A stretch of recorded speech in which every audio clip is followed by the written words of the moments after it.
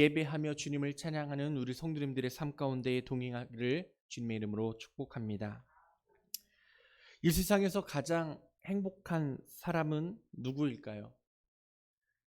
요즘 제가 재밌게 보는 드라마가 있는데요. 부잣집 막내 아들 혹시 보시나요? 정말 재미있더라고요. 근데 그 드라마를 보면서 느끼는 것 중에 하나가요. 그 회장이라는 사람이 성과 같은 집에서 살고요. 많은 부와 재물을 가지고 있잖아요. 거기다가 명예까지도 소유를 하고 있습니다. 그런데 요즘에 보면은 행복해 보이십니까? 아니요. 돈이 있다고 행복하는 것이 아니고요. 큰 집에 살고 있다고 행복한 것이 아닙니다.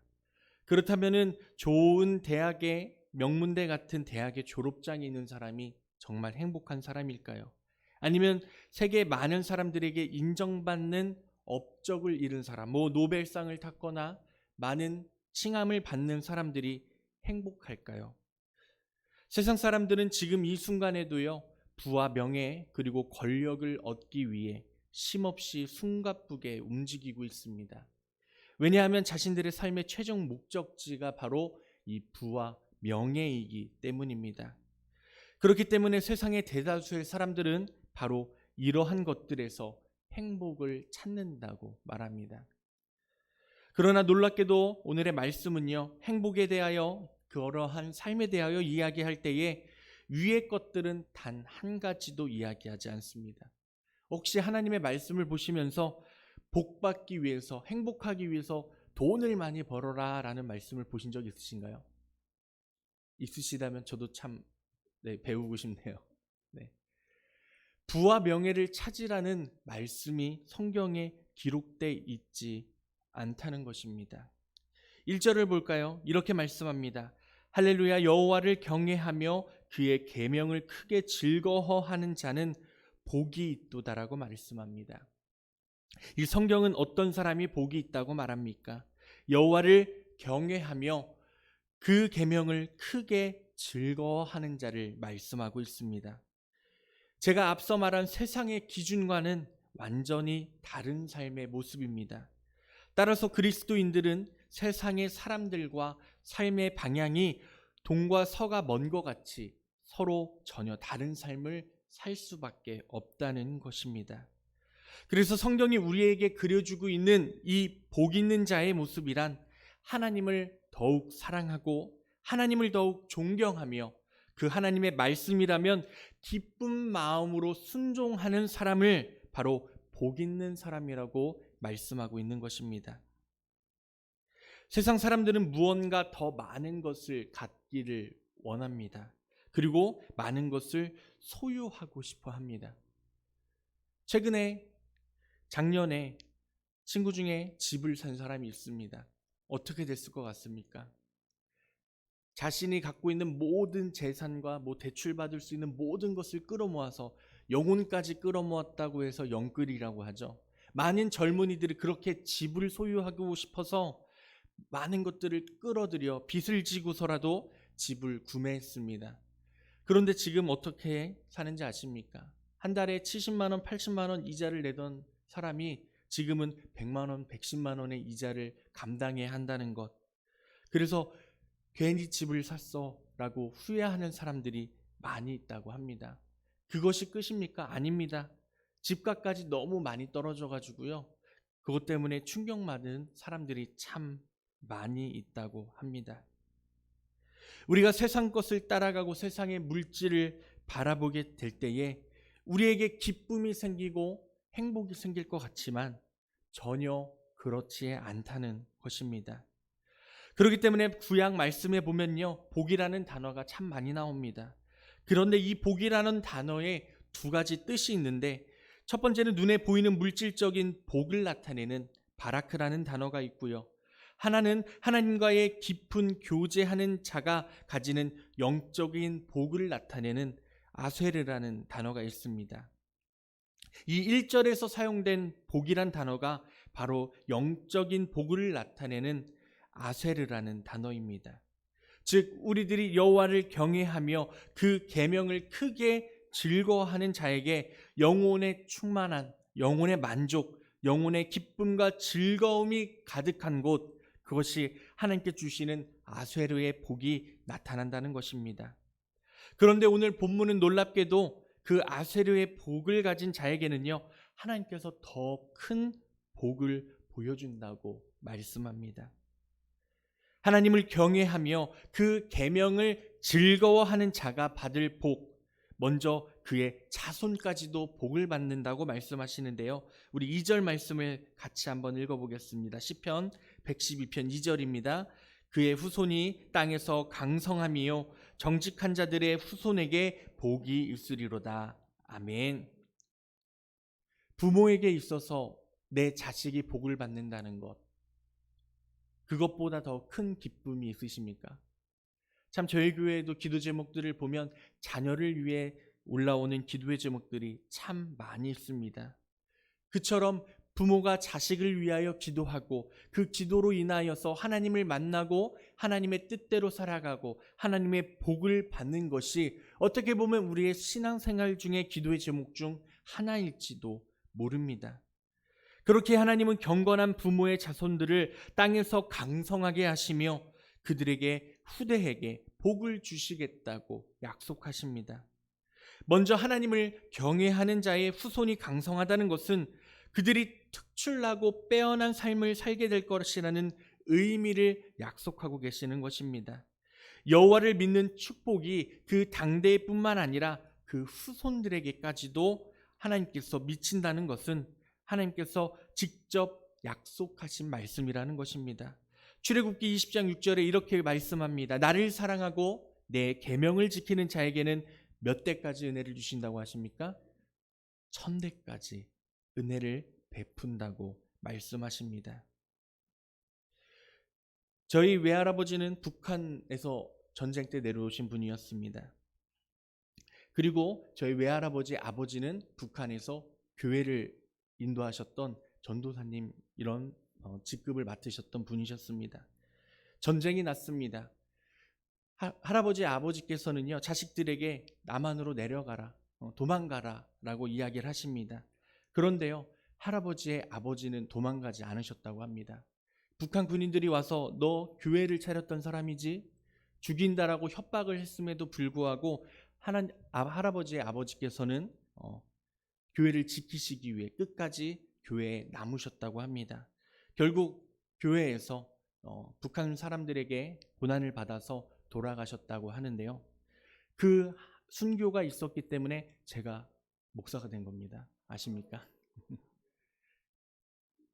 그처럼 하나님께서는요, 하나님의 계명을 지키고 교회를 지키며 하나님께 나아가는 자에게는요, 그의 자손에게 1000대까지 하나님의 은혜를 허락하신다고 약속하십니다. 이 후대의 복이 있다. 2절에 나오는 이 복이라는 단어 역시요, 영적인 복을 의미하는 아세르입니다. 하나님 앞에서 충성된 삶을 사는 자들의 가정은 화목합니다.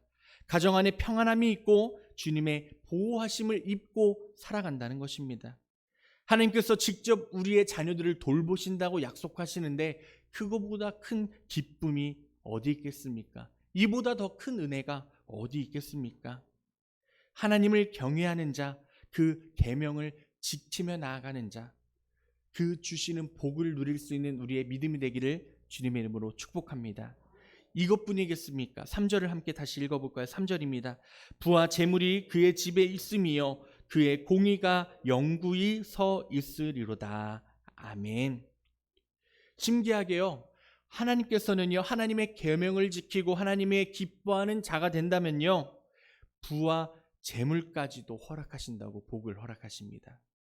우리가 노력하는 것이 세상을 위하여 노력하는 삶이 아니라 우리가 하나님의 나라를 위하여 노력할 때에 쓸만한 복을, 그리고 채워 주실 만한 복을 우리에게 허락하여 주신다는 것입니다. 제가 1년 전부터 아내하고 그리고 한 청년을 데리고 유튜브를 하고 있습니다. 모르셨죠? 네, 유튜브를 하고 있습니다. 유튜브라는 게요, 수익을 받으려면은 구독자가 1000명이 넘고요. 그리고 제가 만든 영상을 4000시간을 시청이 돼야 이제 영상에서 10원, 20원 이렇게 수익이 납니다. 그런데 최근에 10월 달부터 수익이 나기 시작했어요. 1000명이 됐고요. 1000명이 되니까 갑자기 한 달 만에 하나님께서 2000명을 만들어 주시더라고요. 그러더니 지금 2100명 정도의 유튜브를 하고 있는데요. 아유, 감사합니다. 어떤 사역을 하고 있냐고 하면요. 코로나가 터졌잖아요. 근데 많은 교회들이 코로나가 터진 이후에 예배를 준비하려고 하다 보니까 영상을 만들 수 없는 목회자들이 참 많이 있더라고요. 특히 어린이 예배가 사라지고 있는 교회가 많이 있었습니다. 그래서 아내랑 기도하고 얘기하다가 우리가 그런 교회들을 위해서 컨텐츠를 만들어주고 무료로 도와줄 수 있는 사역을 해보자 라고 해서 사역을 한 사역이 제가 지금 함께하고 있는 유튜브 사역입니다. 근데 처음에는요, 구독자가 100명 오르는데 몇 개월 건지 아세요? 한 3개월, 4개월 동안 구독자가 늘지 않더라고요. 이렇게 열심히 영상도 올리고 기도하고 촬영도 하고 뭐 밤새 가면 또 편집도 하고 올리고 또 도와달라는 교회 있으면 도와주고 막 하는데 오르지가 않아요. 그래서 아내랑 하지 말까? 그만할까? 라고 포기하는 순간이 있었어요. 근데 그때에 한 선교사님을 만나게 됩니다. 방글라데시 선교사님인데요. 연락이 왔어요. 메일로 목사님이 하는 사역 때문에 저희 방글라데시에 있는 어린이들이 그 영상 보면서 참 많은 은혜를 받고 있습니다. 그 순간 제 마음에 어떤 마음이 들었냐고 하면요. 그런 생각이 있더라고요. 나도 유튜브 10,000명, 1,000,000명 돼서 부자 돼야지. 예. 처음에 그런 생각이 있었던 것 같아요.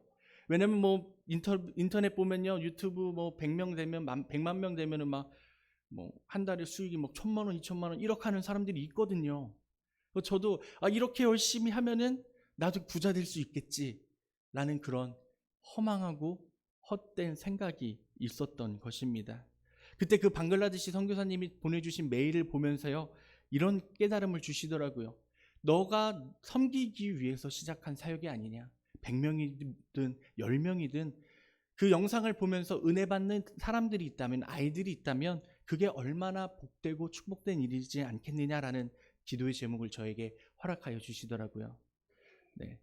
그리고서 하나님께 순종했습니다. 하나님, 저희가 만드는 영상 중에서 대부분 이제 섬길 수 있도록 더 노력하겠습니다. 네.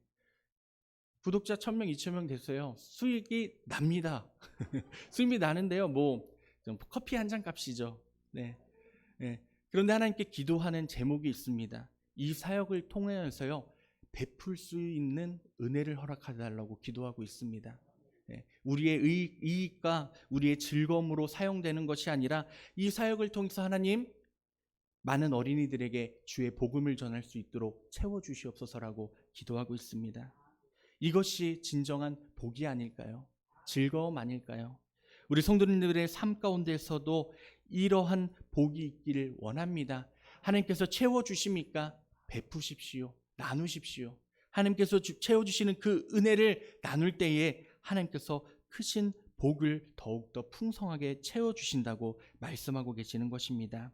그렇기 때문에 4절부터는요, 또한 정직한 자가 누릴 복에 대해서 말씀하십니다. 여기에 정직하다는 표현 역시 하나님과의 관계에 의로운 삶을 사는 자를 가리킵니다. 즉 1절에서 말한 여호와 하나님을 경외하는 자와 같은 사람이며 곧 조금 다르게 표현했을 뿐입니다. 4절을 우리 함께 읽어볼까요? 4절입니다. 정직한 자들에게는 흑암 중에 빛이 일어나나니 그는 자비롭고 긍휼이 많으며 의로운 이로다. 아멘. 이 4절에서 보면요, 실제로 출애굽기를 보면 흑암이 태양을 가리움으로 애굽 전역에 어둠이 휩싸이게 되는 날이 있었습니다. 혹시 어두움에 갇혀 보신 적 있으신가요? 지금도 불을 다 끄면은 한 치 앞도 보이지 않을 것입니다.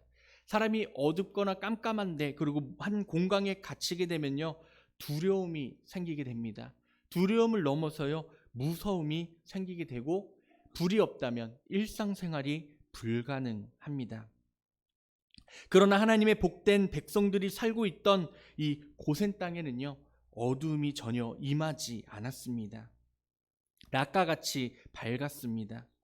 물론 본문 이 4절에서 말하는 흑암이란 문자적 의미의 암흑이라보다는 삶의 고난과 가난과 난관을 의미합니다. 하나님을 경외한다고 고난이 찾아오지 않습니까? 아니죠. 하나님을 경외하고 하나님을 믿는 자에게도 당연히 고통은 있고 고난은 찾아옵니다. 그러나 하나님께서는요, 복된 자들의 그러한 고난 가운데서도 그들의 삶을 하나님께서는 내버려 두지 않으시며 흑암 중에 빛을 발하심과 같이 하나님을 사랑하고 따르는 자에게 은총의 빛, 구원의 빛을 비춰주신다고 약속하시는 것입니다. 힘든 일이 있으십니까? 어려움이 있으십니까? 하나님의 그 손길을 찾고 구하는 믿음이 우리 가운데 있기를 주의 이름으로 축원합니다. 그 손을 잡으십시오. 그럴 때에 하나님께서는 그것들을 해결해 주시고 이길 힘을 주시는 은혜를 우리에게 허락하여 주실 줄로 믿습니다. 우리 6절에서 7절을 함께 읽어보겠습니다. 그는 영원히 흔들리지 아니하며 의인은 영원히 기록되리로다. 그는 흉한 소문을 두려워하지 아니하며 여호와를 의뢰하고 그의 마음을 굳게 정하였도다. 아멘. 7절 말씀처럼요, 흉한 소식이 들려와도 하나님을 의뢰하고 있기 때문에 어떠한 상황이 닥쳐와도 어떠한 두려움이 닥쳐와도 우리가 하나님을 경외하고 의지한다면 우리는 어떠한 고난 가운데서도 담대할 수 있다고 말씀하시는 것입니다. 또한 8절을 보면 그 마음이 견고하여 두려워 아니할 것이라고 말씀합니다. 하나님을 믿으니까요, 하나님의 말씀을 우리의 삶의 중심에 놓으니까요, 어떠한 고난도 두렵지가 않은 것입니다. 우리 성도님들도 그러십니까? 이 시간 함께 말씀을 나누며 하나님께 나아가는 우리 성도님들, 어떠한 환경과 상황도 이길 힘을 주님께서 주실 줄로 믿으시길 바랍니다. 그렇다면 우리의 삶에 어떠한 것도 두렵지 않다고 이 시간 말씀하고 계시는 것입니다. 우리에게 주시는 그 행복, 그 참된 복, 이 세상 모든 사람들이 그토록 찾아 먼 길을 떠났던 그 행복의 비밀이 사실은 우리의 가까이 있습니다. 그것은 예수 그리스도입니다. 여호와 하나님을 경외하며 그 계명을 즐거워하는 삶, 다시 말하면 여호와 하나님만을 사랑하고 존경하며 그분의 말씀을 즐거워하는 자, 그에게는 영적인 복과 물질적인 복, 이 두 가지가 다 주어집니다. 이렇게 말씀하시잖아요. 자식에게 좋은 것을 주시기를 원하시는 하나님, 우리에게 안 좋은 것을 주시기 원하시겠습니까? 당연히 좋은 것만 주기를 원하시겠죠. 하나님은 우리에게 언제나 복 주시기를 원하십니다. 하지만 우리가 하나님 앞에 나아갈 때에 그 복된 길로 나아가지 않을 때가 많이 있다는 것입니다.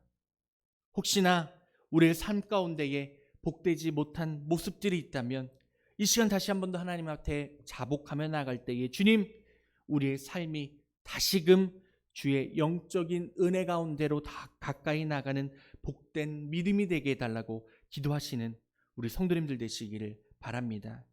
신명기에서 모세는 우리 앞에 복과 저주가 있다고 말하며 이 둘 중 하나를 선택하라고 말합니다. 그러면서 이렇게 말합니다. 세상을 따라가면 복이 변하여 저주가 됩니다. 그러나 하나님을 따라가면 그 어떤 저주도 통하지 않는 풍성하고 복된 삶을 살아가게 된다고 말씀합니다.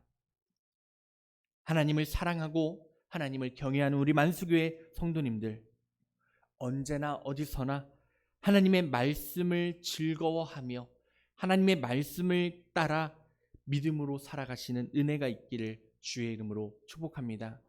이제 한 해가 얼마 남지 않았습니다. 어떠한 마음으로 이 2022년도를 마무리하고 계십니까? 한 가지 부탁하기를, 미래에 대한 소망도 좋고 과거에 대한 감사도 좋습니다. 하지만 그 중심에 계신 하나님, 오직 하나님만을 찬양하고 하나님만을 바라보는 우리의 믿음이 되시기를 주님의 이름으로 축원합니다. 기도하겠습니다.